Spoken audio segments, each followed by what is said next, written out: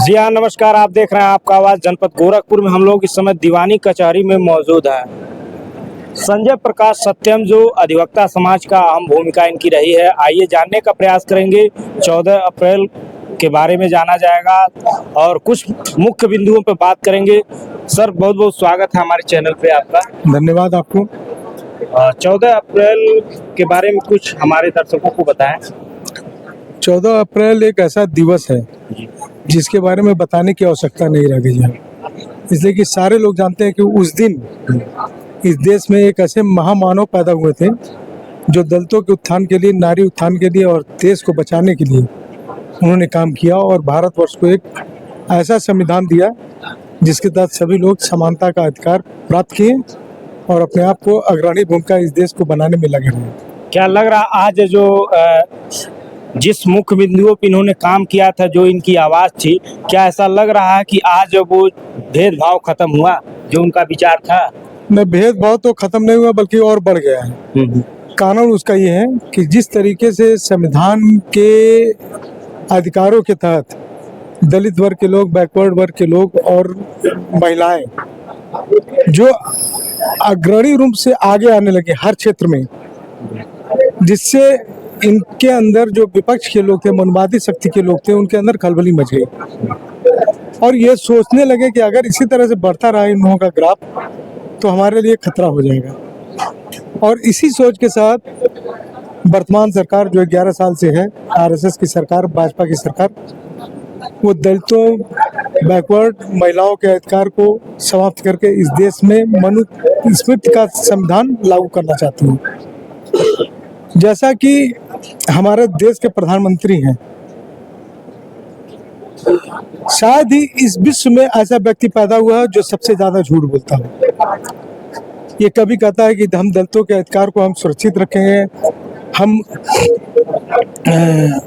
जो है महिलाओं के अधिकार को सुरक्षित रखेंगे, बैकवर्ड के अधिकार के सुरक्षित रखेंगे, किसानों के अधिकार को सुरक्षित रखेंगे, लेकिन ठीक इसके विपरीत काम करता है और कभी कभी तो अपने आप को यहाँ तक कह देता है कि मैं पठान का बच्चा हूँ और इस देश की भू संपत्तियों पे सबसे पहला अधिकार मुसलमानों का है जी।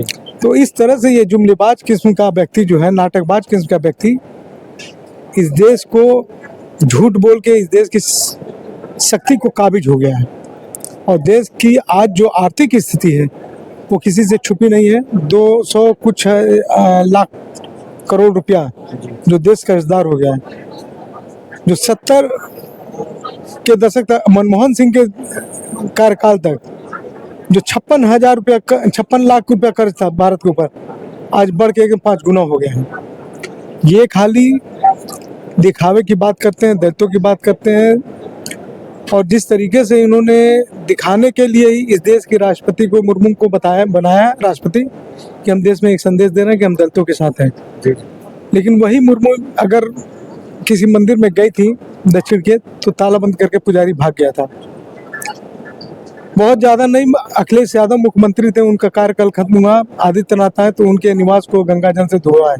यानी कि जातिवाद को कहीं ना कहीं बढ़ावा देने का काम कर रही है भाजपा सरकार। बिल्कुल कर रही है, जातिवाद को बढ़ावा देने का काम कर रही है और जातिवाद को दूसरी तरफ से समाप्त करने की भी बात कर रही है।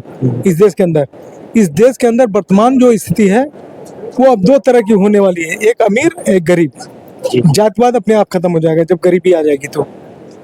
तो इस देश के अंदर जो है 2 तरह की शक्तियां काम कर रही है, एक आरएसएस की शक्ति और एक दूसरी आर्थिक इकोनॉमिक शक्ति काम कर रही है, जो देश को जो है गरीबी अमीरी के बीच में बांटने का काम कर रही है। लेकिन वर्तमान सरकार तो सर दावा करती है कि हम आम जनमानस के हित में काम कर रहे हैं और जो है महिलाओं को बेटी पढ़ाओ बेटी बचाओ एक नारा भी दिया है। तो इस पे क्या सरकार, ये मंशा क्या है, सरकार क्या दर्शाना चाहती है? सरकार की मंशा यही है कि 4-5 प्रधानमंत्री है, 30 मुख्यमंत्री, गृह मंत्री है, उनकी भाषाओं में आप जब भी उनके भाषण को सुनेंगे जी तो टेलीप्रॉम्प्टर के अलावा वो डायरेक्ट बोल ही नहीं सकते हैं। अभी आपने जाना होगा कि उन्होंने बेटी बचाओ बेटी पढ़ाओ का तो नारा दिया, लेकिन अपने भाषण में कहा बेटी पढ़ाओ बेटी पढ़ाओ। अच्छा, इस तरीके का बयान देते हैं? बिल्कुल बयान देते हैं। और जब कहीं प्रदेश में चुनाव होता है तो कहते हैं हम कर्नाटक को राष्ट्र का नंबर 1 जो है प्रदेश बनाएंगे, मेघालय को नंबर 1 प्रधान बनाएंगे, केरल में जाते हैं तो वहाँ कहते हैं मैं नंबर 1 बनाऊंगा। तो इस तरह से झूठ का पुलिंदा उनके अंदर भरा हुआ है और इस देश की जनता जो है समझ नहीं पा रही है आज तक। इस देश की जनता तभी समझेगी जब भूखमरी के कगार पे आ जाएगी। आज हम आपको के माध्यम से ये बताना चाहते हैं कि जिस तरीके से इस देश में महंगाई, भ्रष्टाचार, बेरोजगारी बढ़ रहा है, उससे सिर्फ न सामान्य वर्ग व्यतीत हो रहा है बल्कि भाजपा का कार्यकर्ता भी है, वो भी व्यतीत है। क्योंकि 100 रुपया पेट्रोल जो है एक सामान्य व्यक्ति भी ले रहा है और भाजपा का भी कार्यकर्ता 100 रुपये में ले रहा है। 200 रुपया लीटर पेट्रोल और 200 रुपया सरसों का तेल एक समान व्यक्ति भी खरीद रहा है, एक भाजपा का भी कार्यकर्ता खरीद रहा है। लेकिन उसके अंदर मनोमस्तिष्क में ऐसा विकार पैदा कर दिया गया है कि हम जो कर रहे हैं वो ठीक है।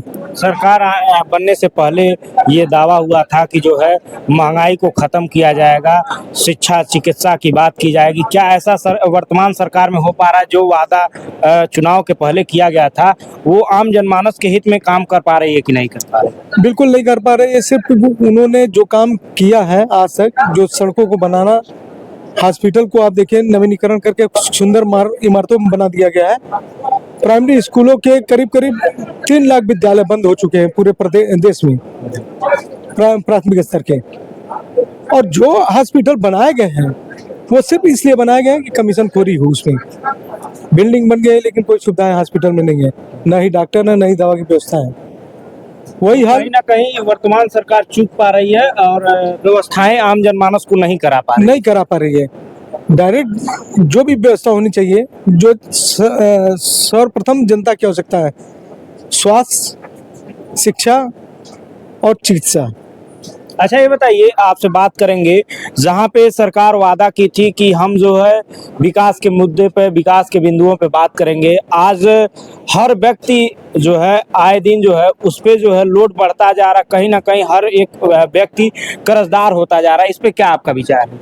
तो कर्जदार तो होगा ही, इसलिए कि जब देश की जीडीपी जो इतनी गिर गई है, आज रुपये का को देख रहे हैं आप किस स्तर पे पहुंच गया। जी यही मोदी जी थे जो कहते थे पहले कि अगर जिस देश का रुपया गिरता है तो उस देश की सरकार जो है निकम्मी होती है।